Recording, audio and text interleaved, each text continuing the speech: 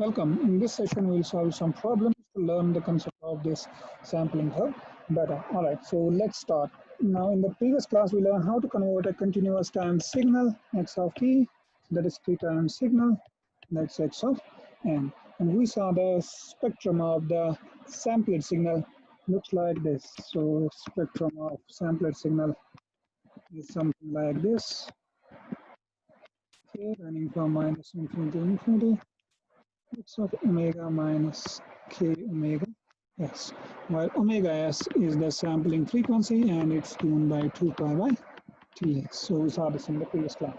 So this is the output of this sampling of a continuous time signal. Now in this session what we are going to do, we are going to solve an example to learn to understand this summation formula better. So let's take a very simple example. Let's suppose x of t is cos of pi t.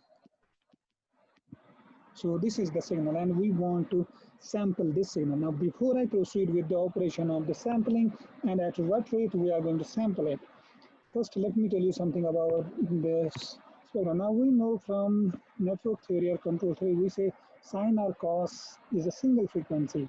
Sine or cosine from cosine signal is a single frequency. Now if you remember that, how do we prove that? We can prove that by taking the Fourier transform of this. So Fourier transform of x of t, that is x of omega. Now you can write the Fourier transform of this is simply pi delta omega plus pi delta omega minus pi. So this is the spectrum of cos of pi t. In other words, if I had cos of omega naught t, the spectrum of this will simply be pi cos delta omega plus omega naught plus delta omega minus omega naught. Now what's this saying? This is simply saying this has an impulse at omega equal to minus pi and omega equal to pi. So if you plot this, the spectrum looks like this. So if you plot this spectrum of this cos pi t looks this. So this has, if this is the omega axis and this is pi, so this will have a impulse whose value is pi. So the value of this is pi and it's at pi frequency for this signal. And this is minus pi, and again the value of this impulse is this is pi. Now I already told you we draw negative frequencies only for mathematical convenience, nothing else. So we know that if we check the frequency content, the frequencies are zero except at omega equal to pi. Except at omega equal to pi, the rest of the frequency content is zero. Means yes, indeed, this is a single frequency because it is non-zero only, because this signal is non-zero only at omega equal to pi. So the frequency, this has a single frequency and that frequency is pi. Same way you can draw the spectrum of this cos of omega naught t, and it looks like this. So this is a single frequency and that's omega naught. Again, I am drawing the negative frequencies only for mathematical convenience, nothing else. So if you see the frequency content of this, the frequency content is zero everywhere except at omega equal to pi. That's why you have an impulse there, means only this frequency is non-zero, rest of the frequencies are zero. So this is the frequency spectrum of cos of pi t or cos omega naught t.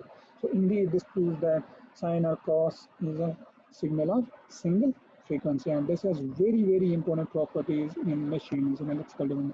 That's why this is, because sine or cos is a single frequency, this is very important for electrical engineers. All right, so what we are going to do in this session, we are going to sample this signal, means cos pi t. Our aim is to learn how do we do the sampling of this if we change the sampling rate. So we'll go from the sampling of cos of pi t, then ts is first, let's suppose ts is 1 by 4.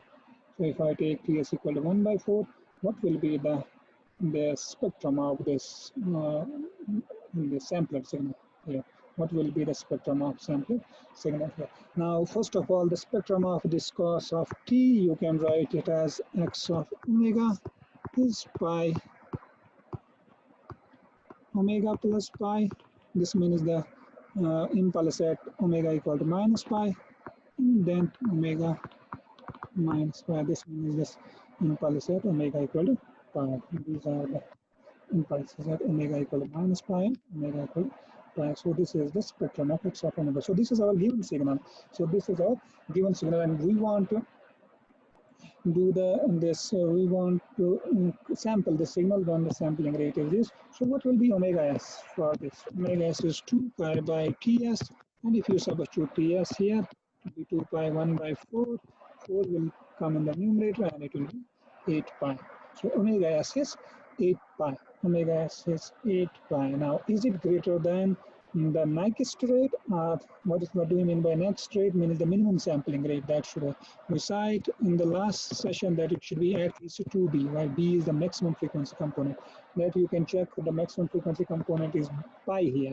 So that will, if you substitute b equal to pi, so that is 2 pi. Indeed, this is greater than that 2 pi because the sampling rate we have chosen equal to 8 pi. And the next rate, this is the minimum sampling rate. This is called the next rate, so it is 2 pi. And our sampling rate that we have chosen is 8 pi. All right, so this is the case. Now, first, before I proceed, I have drawn this and this in MATLAB that you can see. If you see this, you can draw it yourself.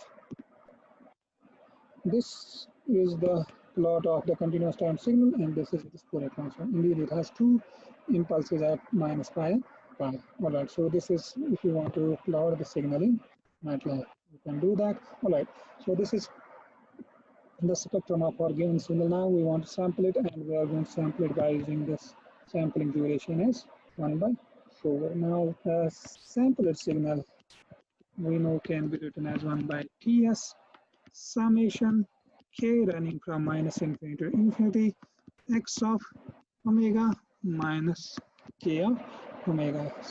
So this is indeed the infinite sum of these, infinite sum of the replicas of x of omega. By substituting the value of ts and omega s, we'll have 4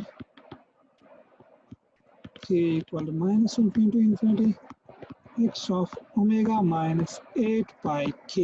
You can check it. K is there, there's omega. Substituting the omega is equal to 8 pi, we'll have this.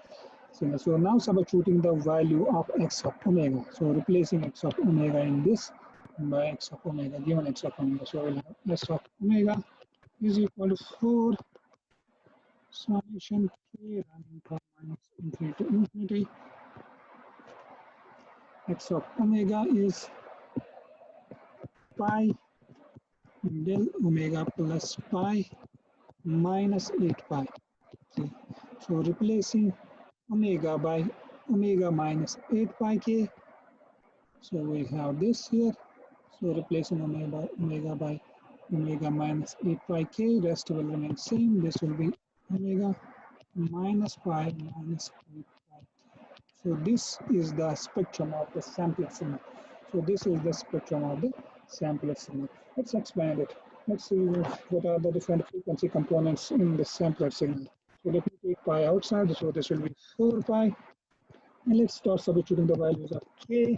Let's start with k equal to minus 2. So this will be delta omega plus pi minus, if you put k equal to minus 2, this will be 16 pi. And if you put k equal to minus 2 again here, it will be 16 pi. So this is when k is equal to minus 2. Then when k is equal to minus 1, it will be omega plus pi. This will minus will be plus. This will be 8 pi plus delta omega minus pi plus 8 pi. So when k is equal to minus 1. Now when k is equal to 0, this will be simply omega plus pi plus omega minus pi. Similarly, when k is equal to 1, be pi minus 8 pi here plus delta omega minus pi minus 8 pi when k is equal to 1. So omega plus pi plus minus 16 pi. Yes, plus 16 pi. Plus delta omega minus pi minus 16 pi. So not plus but minus. This is minus. K is 2, and so on.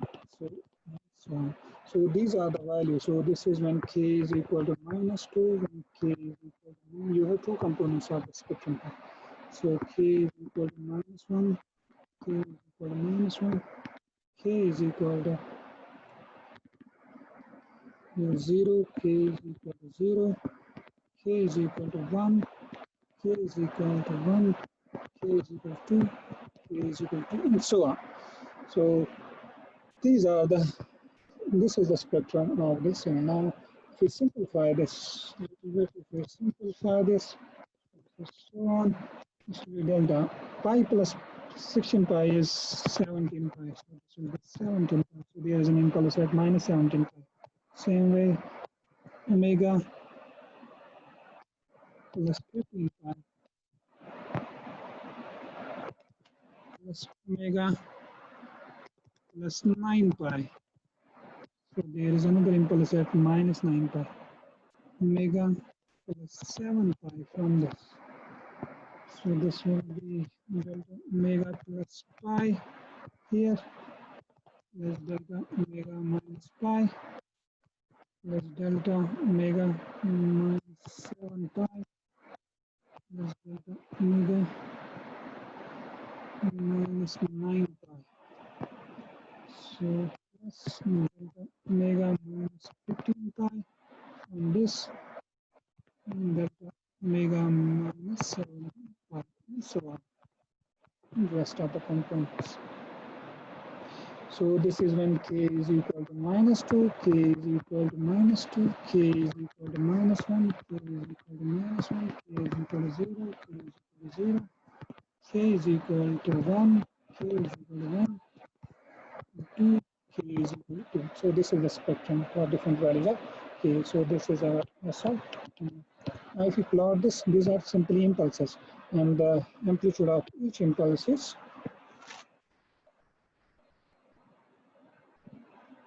so these are impulses.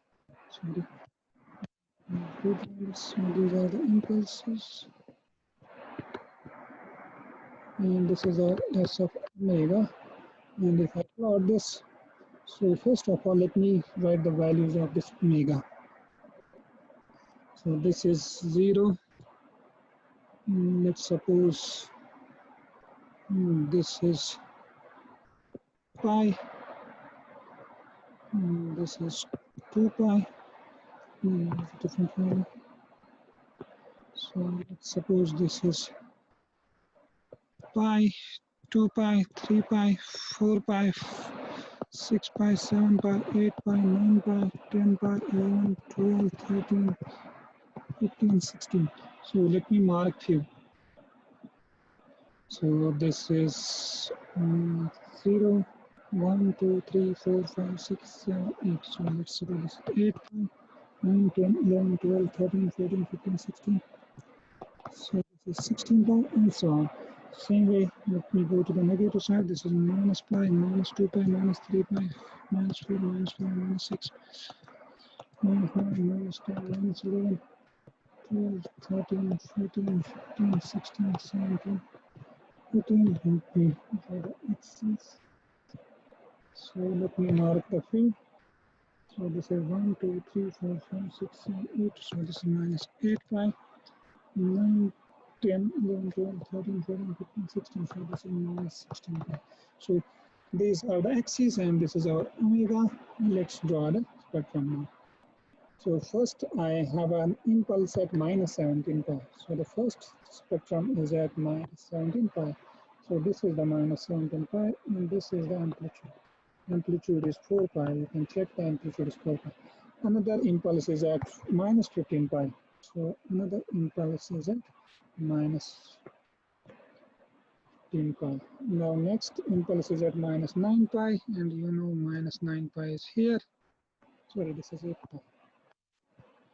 So minus 9 pi is this. So this is the spectrum. This is at minus 7 pi. Then we have an impulse at minus pi. We have an impulse at plus pi. We have an impulse at 7 pi. Another impulse is at 9 pi. Another is at 15. And we have one more impulse at 17 pi. So these are the impulses. So these are when k is equal to 0. So this is when k is equal to 0. When k is equal to 1. When k is equal to 2. So this is the spectrum. This is when k is equal to -1. This is when k is equal to -2. So this is the spectrum of the signal. All right.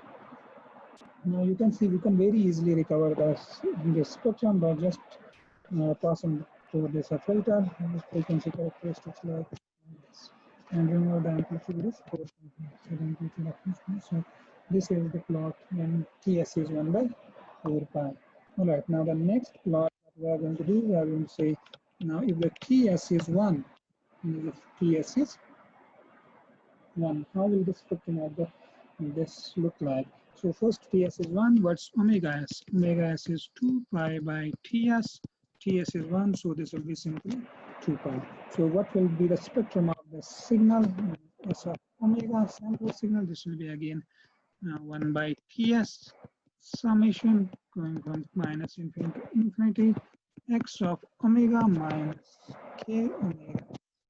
Substituting the value of Ts and omegas, this will be 1 k running from minus infinity to infinity, x of omega minus omega s is 2 pi, so it will be 2 pi k.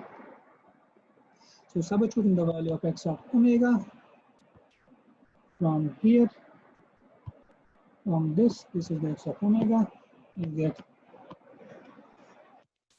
pi summation k running from minus infinity to infinity. This will be delta omega plus pi minus 2 pi k plus delta omega minus pi minus 2 pi k. So this is the meaning of that the spectrum is simply the infinite sum of the shifted versions of the x spectrum of x of omega. This is the meaning. So again start substituting the values of k. And let's start with the same thing. Let's do it when k varies from, let's start substituting when k is -2. So when k is -2, this will be plus 4 pi, and this will be omega minus pi plus 4 pi.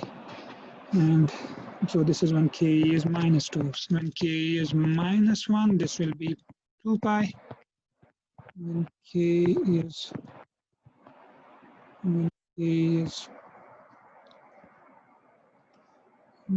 so this will be 2 pi. So this will be when k is 0. So this will be omega plus pi. This will be omega minus pi. And this will be omega plus pi minus 2 pi. This will be omega minus omega plus omega minus pi, omega minus pi minus 2 pi plus when omega is when k is 2 will be omega minus pi minus 4 pi plus so on. So you can continue this. So this is our x of omega, and you can simplify it further.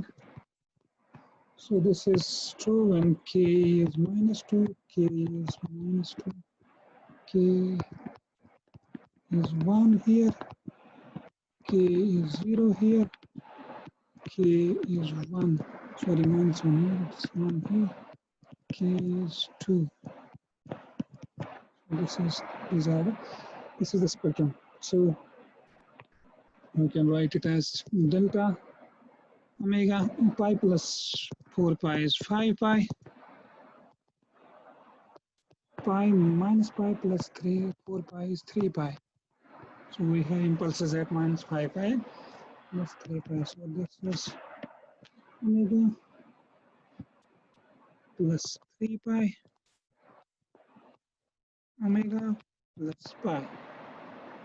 And then we have omega plus pi omega minus pi. And follow this. And this will be delta omega minus pi omega plus 2 pi. 2 pi. This is minus pi, this is minus 3 pi. This is minus 3 pi. And then we have omega minus 3 pi again. And this plus delta omega minus 5 pi.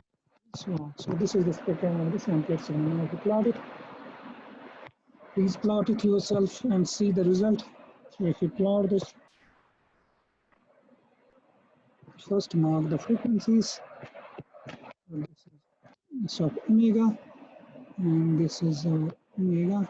So let me mark the frequencies like, so this is 0, let's suppose this is pi, 2 pi, 3 pi, 4 pi, 5 pi, 6 pi, 7 pi, 9 pi, 10 pi. So let's mark here.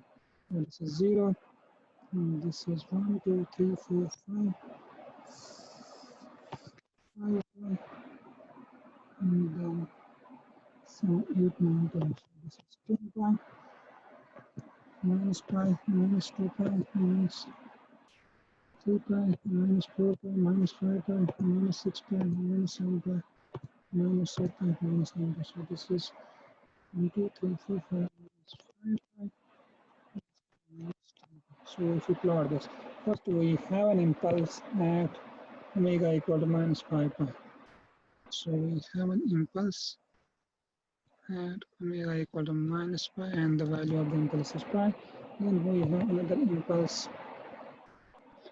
at omega equal to minus 3 pi. So this is minus 3 pi. So this is minus 3 pi. Then we have another impulse at minus 3 pi that we have already drawn, and the amplitude is same. So this we have amplitude one impulse at minus pi. Then we have another impulse at plus pi.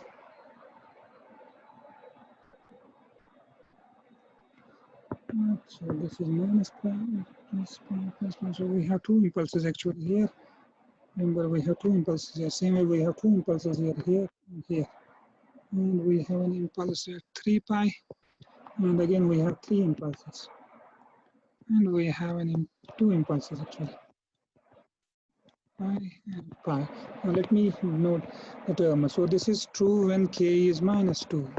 So this is true when k is minus 1. So this is true when k is 0. This is true when k is 1. This is true when k is 2. All right.